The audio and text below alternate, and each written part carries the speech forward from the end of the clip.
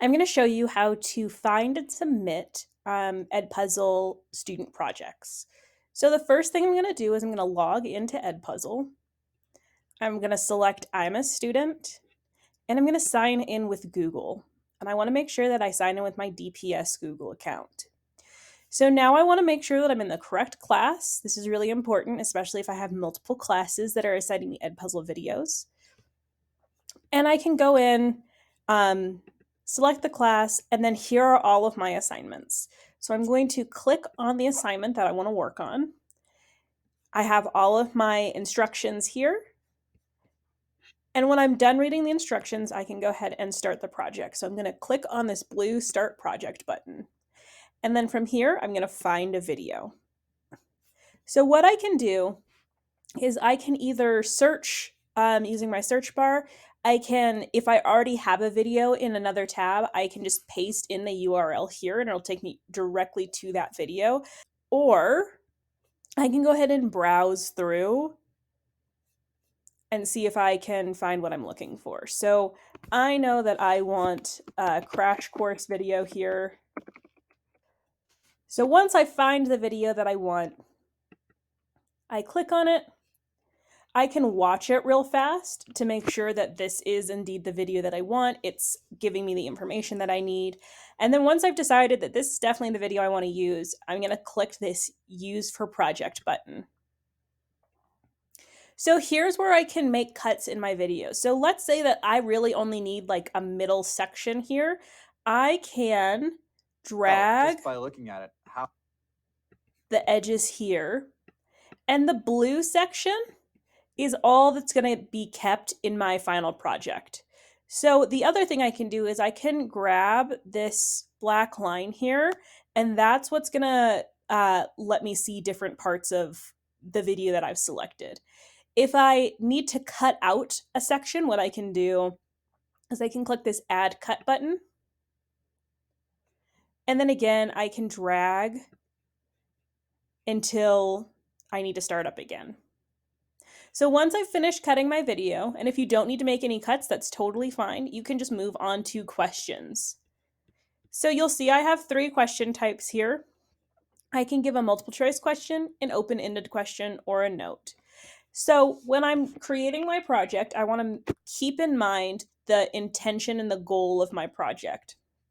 I also want to make sure that I've read the instructions for the project and I know how many questions I need to include, how many notes I need to include, and what those notes or questions should frame when I'm talking about my video.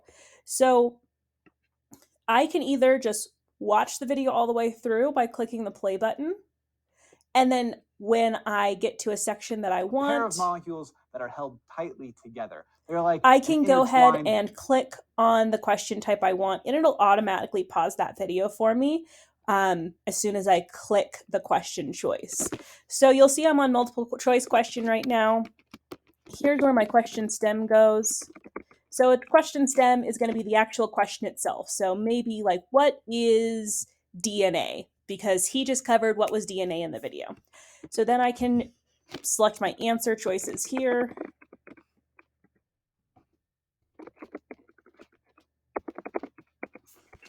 And I'm going to make sure that at least one of these answers is correct when I'm using a multiple choice question.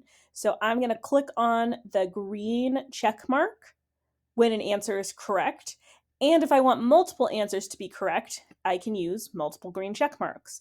The only thing that that it won't let you submit is if you don't have any correct answers at all. So it won't let me move on and save this until I have at least one correct answer. So once I'm done with my question, I hit save. Microscopic. And then it's going to give me a short playback of what that'll look like when it pops up. So then I can hit continue.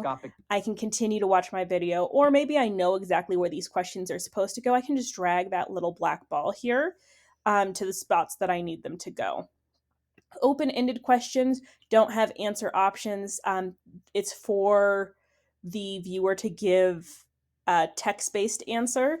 You can also allow audio responses, so that'll allow your participants to record their voice in answering instead of having to type it. replication. Or you can also add a note, and a note doesn't need any answers for this. So it's just a reminder, or, make sure to write this down, or remember in class, Miss X talked about this. So those are just helpful reminders to give your participants while they're viewing. Again, make sure that you go back and look at the requirements of the assignment that your teacher has put.